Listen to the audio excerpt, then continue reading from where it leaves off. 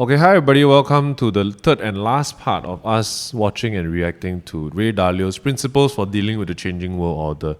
When we last did part 2, Ray Dalio was talking about how, when the good times come, the rich countries and the people within there would try to spend like the good times was going to continue, so they leverage more and more, and especially when you're the world reserve currency like the US is, or that the Dutch was, and then the British Empire was also. What happened is that because you have such a powerful currency, you can leverage it, and the more developing countries would start to pile up and collect a lot of this currency because it's such a good currency. And what will happen is that they'll end up lending to the country who is the world reserve country because they are acting like leveraging a lot and behaving as if the good times will continue. Yep, like the US right now. Yeah, so this then leads to the decline, which we'll watch right now. So let's continue. The decline.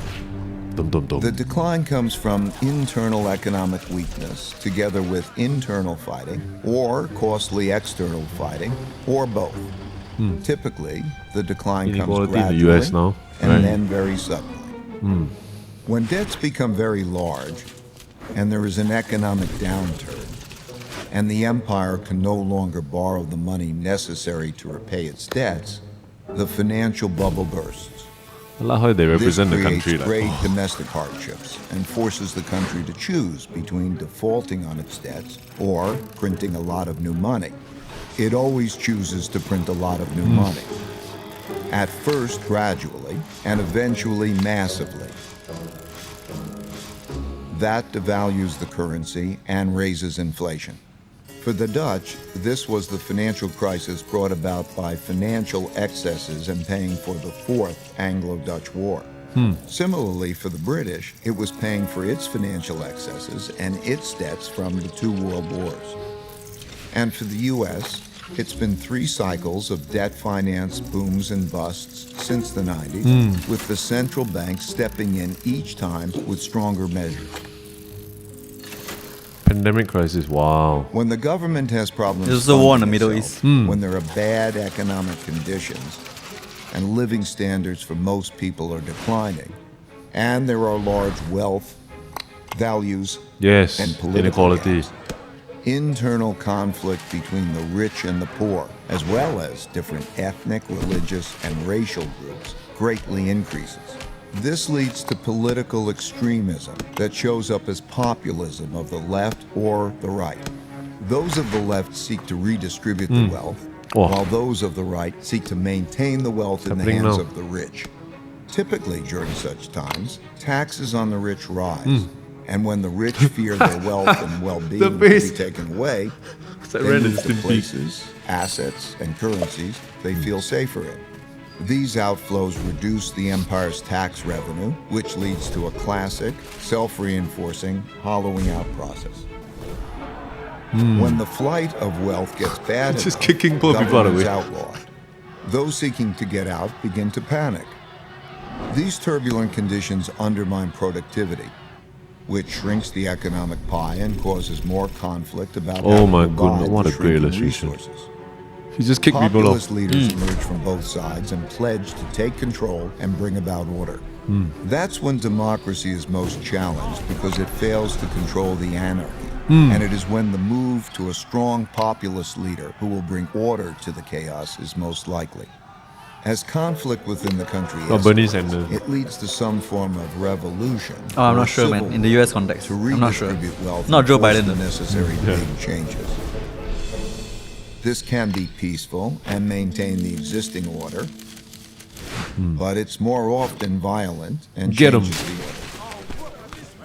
For example, the Roosevelt Revolution to redistribute wealth was relatively peaceful and maintained the existing internal order. So it's happened While before. the French I see. Revolution, the Russian Revolution, and the Chinese Revolution were much more violent Oh, was that the actual flag? and No. led to The new colourful one. internal orders. I don't think so.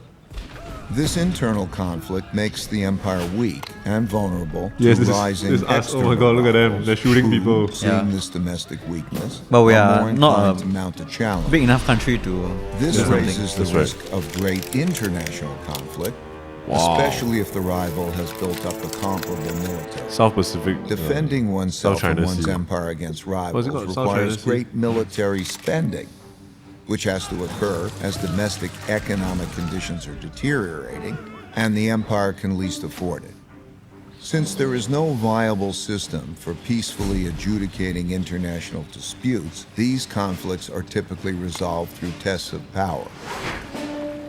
Oh, the close-ups are As bolder hilarious. challenges are made, the leading empire is faced with the difficult choice of fighting or retreating.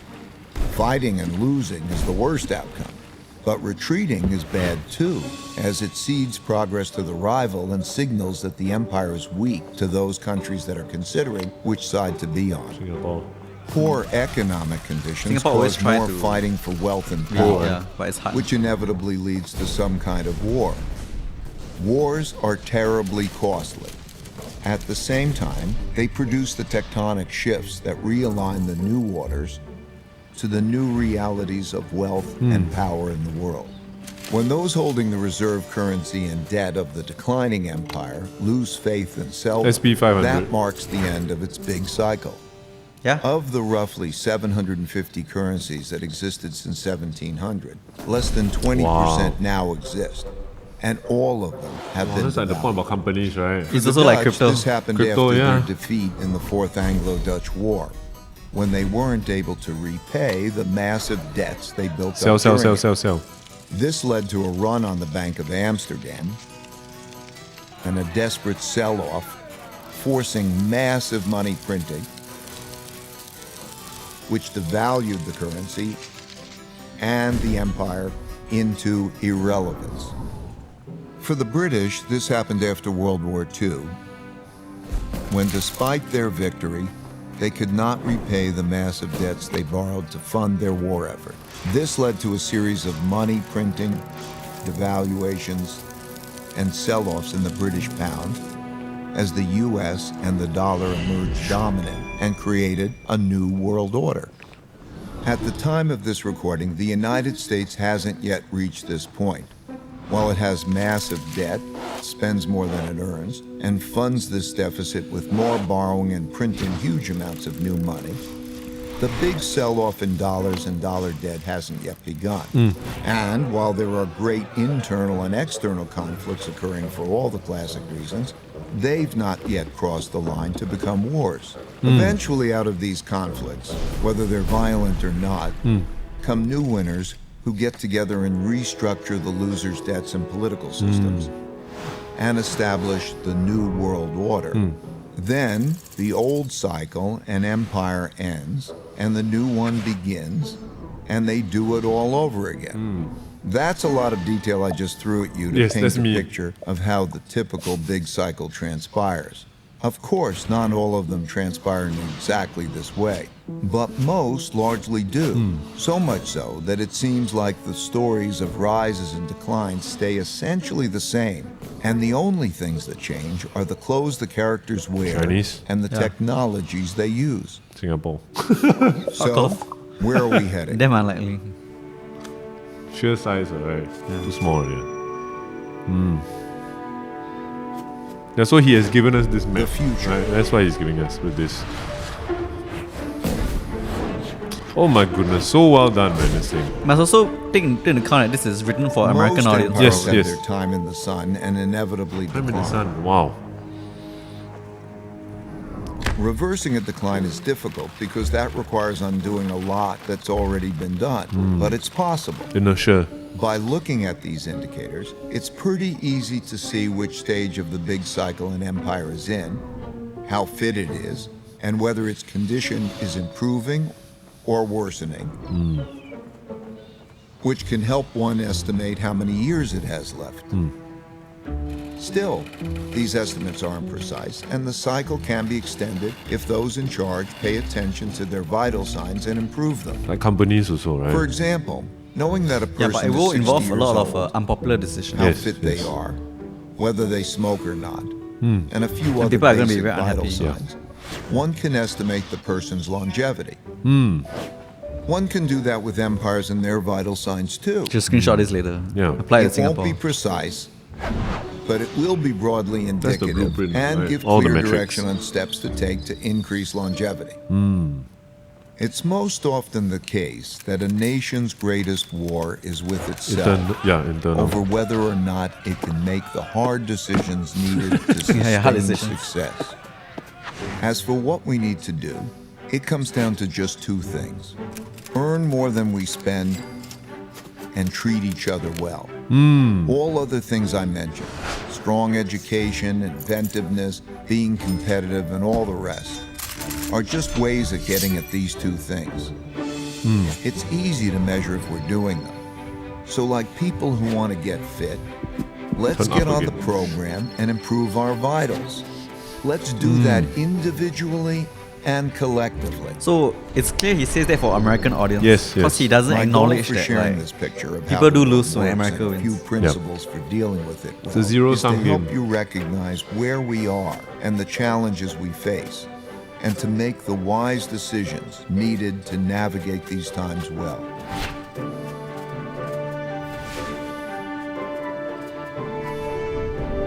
Since there is a lot more to discuss and we are out of time, you can learn more in my book, Principles for Dealing with the Changing World Order. And I look forward to continuing Have you read this it? conversation No, I haven't read it. at economicprinciples.org and on social media.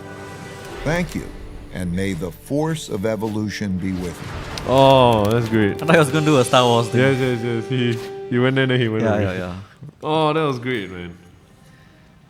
Yeah, I think that was fantastic. Like, so I think like the first thing I think of then, is it now time to sell the S&P 500? No, right? Because like actually it's very depressing to think, for example, because I have a lot of my Money in it. investments right now in the American stock S&P market. 500. Yep. So you are seeing that curve go down, but that curve is not a financial curve. That is the curve of the nation as a whole, right? Yep. The empire as a whole. So like probably no, right? Like don't go and sell all your S&P I think 500 not- and buy your definitely- MSCI China fund. Panic now definitely not at the moment. Yeah. So when it comes to S&P 500, at the moment it is still the most, I would say, reliable way to grow your Yes, wealth, because yes. America is still the center of innovation in the world. It's where a lot of Productivity, productivity industrialization, and good all that good companies stuff. Yeah, happen. yeah. Also important to know that stock market is not the economy, it's not the country. The stock market is a small, not smaller, it's a one portion. aspect, Yeah, one aspect of it. facet of that whole thing, right? Yeah. If you think about it, remember during COVID, economy was quite shit, but the stock market went up all the way. You remember that? Yes. Yeah. Yes, and it's like, what? Wow, Yeah. is that? Actually, now if you see unemployment, all this is pretty good, but the stock market goes down. Yeah, I think yeah. a very important lesson here is that stock market is not the economy. Right. Yeah. So I think don't need to Panic sell, sell. but I think keep an eye on the situation, which is what you should do always lah. Yeah. I think as of now, America is still the place to be when it comes to smart people when they go start a business. Right? Yes. To make it, yeah. they still go to America. Yes, To yes. list the company to go public, it is still America for now. For now, yeah. May not be the way for the next 10 to 20 years, but for now, it is like that. Yeah. When it comes to China, it's very different investing hard, environment, yeah, right? yeah. It's very opaque. Yeah. Accounting standards aren't always clear. Yes. Government, There's corruption. yeah. There's also like a lot of blockages that prevent like progress from happening, because when something is wrong, sometimes it's not said. Yeah. It doesn't make its way to the top. Exactly. Yeah. So for now, I will still put most of my money in S&P 500, even though I do put some of my money in China just to hedge against the two things. Same, yeah. And then the World Fund also, like, Exactly. the GWRA, right? And also mentioned it in the video, Ray Dalio said that these things are reversible. And I think Warren Buffett also said that it'll be challenging to bet against America. And I think the words were never bet against America. But is he saying that from a patriotic point of view, I don't think so. I think Warren Buffett is also very bullish into China. But in terms of being realistic with who the world leader is right now, Yes, I think yes, it's yes. firmly Still quite clear, right? Firmly America. Yeah. China hasn't built up the soft power, the cultural capital, Yeah. the trust, Yeah. or even like the military aspect to challenge the United States. I see. Although this might all change in our lifetime, so Yes. we must be prepared for it. Yeah. I think the way I like to think of it is just don't take America's success for granted and don't think China cannot right, go down, because right, all these right, things right. are constantly shifting. Yeah, and right now China's not like say doing very well also Yeah. in terms of economically, the real estate bubble, then also the COVID situation also. Yeah. It's not very nice. 'Cause also, I'm not sure whether you mentioned this in the previous part of the video, but this No. has happened before, America has been challenged before. Japan, you Yeah, were most saying. recently in the Yeah, we did. 1980s, 90s, it was Japan. So now it could be China. Who knows What new challenger might come into the fray and like, whoa, we never expected, Exactly. Yeah. Every country wants to hang on to power, right? It could even be the case where America is so powerful, it monopolizes like Power innovation in dynamics. the world. Yes, That no new competitor can come up. Yes, This yes. is a possibility. And that is part of the dynamics of being anything, like not just a country, Yeah. a company, colleagues in the same department also. It's a competitive thing. You can't deny that, right? Yeah. Yeah. So I think that's one of my main takeaways from the video. One point that I really, really liked that he made was just so simple that he said, look, I know you're probably very confused, but here's two things to think about. Number one, earn more than you spend. Yeah. Wow, very basic. We've been saying that like until like the end of time, right? Then number two, treat other people kindly. I love that. I think that's fantastic because the first one, if you keep it up, right, will help you become wealthy. And the second one will direct you on what you should be and what your value should be like when you become wealthy. I think that's fantastic because I feel like a lot of times, if you just do that first one or like variants of the first one where you chase wealth, right, it can still result in a pretty miserable life because there's no direction. You don't know what to do with this thing that you have accrued. Yeah. But to have that second thing as a guiding principle, I think it's so fantastic because a lot of the times, like we were talking about, for example, Patagonia as a brand. Like if you're not familiar with Patagonia, look it up and look at how they, as a brand, right, become the value that they seek to They live be. their values, yeah. Yeah, and I feel like actually that is such a great life lived. If you just go and read up on the founders of Patagonia and North Face and how those two as friends started this whole fashion apparel thing and sought to still keep their values, enjoy hiking as a hobby together as friends, and also became the change that they wanted to be. And I think that those two principles are fantastic. What do you think about those two values and how they extrapolate to like how you might live your life once if you can get FI, I can get FI. Okay, you can get FI. But I think also like Okay, yeah, but- pertaining to things like inequality, which Yeah. is the unhappiness felt by the have-nots when they look at the success that the haves accrue. Yeah. Like we talk a lot about, for example, how it's sometimes a very isolating experience and a very alienating experience to chase wealth and to start companies and start creating value so much that you get a lot for yourself. Because it becomes a point where people will say things about you, like, he privileged, he got the money, like now of course. And it becomes like sometimes it could feel like whatever you do, right, is can't unfair win, yeah. and you can't win because you are privileged. So when it comes to this, right, sometimes I understand, right, also in a very fucked up way, why rich people might end up becoming very elitist in terms of the things that they Or say. at least like very isolationist. Very, very, very Like whatever isolationist, fuck yeah. shit society faces, Yeah. I'm out of it because F y'all, because I can pay to leave anyway. Yeah. So F y'all, if And- y'all want to hate me, I will leave. yeah. Right? And no matter what I do, I can't seem to please people anyway. Yeah, so okay lah, fuck it lah. Right? But that second guiding principle, like, do you think that is enough to sort of give enough perspective or as a general guiding principle for rich people? yes, of to course. like look back and think about being kind to everybody else because you have the capacity. Of course. So I think it's all about wealth to a large degree means power. And Yes. what you do with that power Yes. matters, right? Yeah, yeah. I think if you continue to, if you just take from the people, Yeah, if you continue to like depress wages, yeah. there will be a point that your wealth is not sustainable. Yes, yes. So even from a selfish point of view, yeah, you should consider being kind to others. yeah. Of course, best case is that you want to do good. That's the best case scenario. Yeah. You're rich, you want to do good. I think that's the best case scenario. Yeah. But if you don't want to do good, Yeah. you want to maintain your current level of wealth, even then I feel like it is good to remind yourself that being kind to others, make sure that the system that you are in is sustainable. It helps you Because- get more money, is it? Yeah. 'Cause it or keeps at it- least maintain your wealth. Right. Because what inequality does is it destabilizes countries, it destabilizes True. economies. Yeah. So even from a self-serving point of view, Yeah. I think it's important to be kind. Yes. That's it. Like, I think it's best if you already have a life goal and mission that is inherently kind. I think that would be the option I would like to go with if it's possible. Yeah. So that is your central ethos, whether or not you are rich. Then when you're rich also, it just becomes a very natural thing because it is a part of who you are that you always try to solve problems and bring a net positive to the world, right? Yeah. Not just in terms of bank account, but your impact also.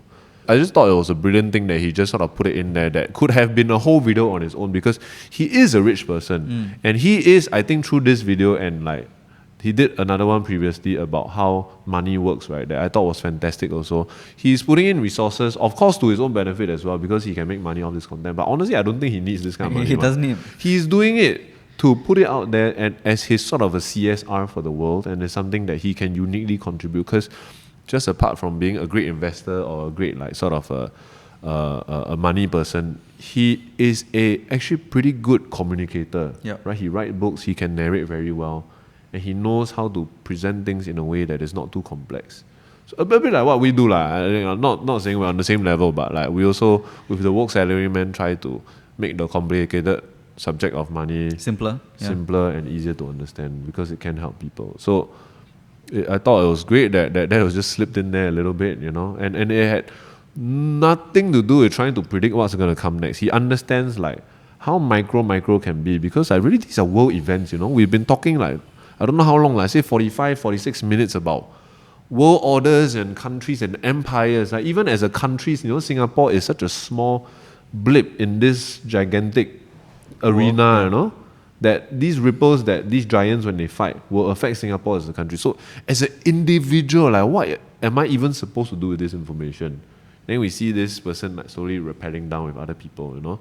So it's like there's no way we can change the course, but what we can do is like this information is like the map and also the gear that will harness you so you can descend safely and make good decisions wherever these macro things are changing. Because unless you're Elon Musk, how am I going to change this around individually, right? I think both Singapore and Singaporeans will need to constantly adapt to, like the changing world order. Yeah. Not just the leaders. I think it's also worth thinking about like how much success does the government owe to you? Yes. I think government can provide like a base level of social mobility to you. Yes.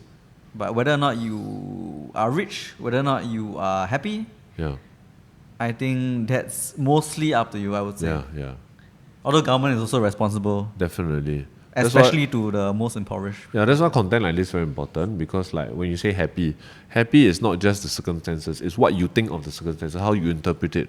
And I always think macro thinking like, it's not like macro thinking, right? Just having that or like being able to understand why certain shifts are happening in society and economy, right? Makes your life better. It's not that case, it's that you understand why it's like that. I think like half of the battle in these things is also interpretation, it's not just immediate events. So just having immediate events the same, I'm affected the same as I would if I didn't know this information, right? It's different because I understand and I have some options that I can see because I understand what that big playing field is like. You know, like you play like some games there is that fog of war thing.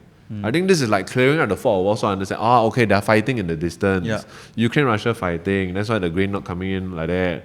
That's why no grain Malaysia want to keep on to their chicken. That's why chicken cannot come in. That's why my chicken price increase, you know? So instead of just like being upset about chicken prices, I'm still upset about it and it still affects me in my daily grocery shopping. It's not like I got more money just because I know this information, but I'm able to understand what happens and I can sort of also foresee what might happen later on. If that situation changes, then maybe this situation will change. And I don't have to feel so shitty about it.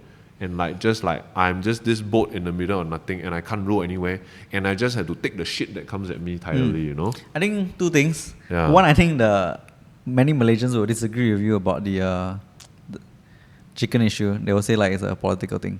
It's But a anyway. political. It could be. Yeah. I'm not a very politically sophisticated person. Yeah, So I think sorry if I'm wrong. The other thing is that based on your understanding, Yeah. then you can take on the actions. The actions are the ones that will result in you bettering your future or not. Right. Often, is one of the factors. Right. Yeah, agree. Yeah. All in all, I think great video.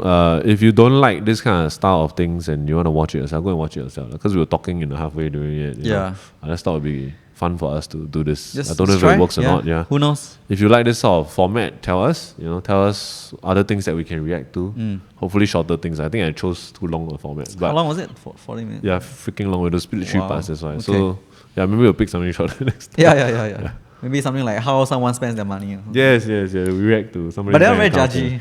Yeah. Like, I oh my know. god, I spent my. Yeah. I But if think- you want to submit, we can consider. Yeah, if you lah, submit, right. then we can judge you. Anonymous, whatever. Yeah, It's but a nice format also. Yeah. yeah. Okay, thank you for watching, and that's it. See you guys in the next one. See you guys.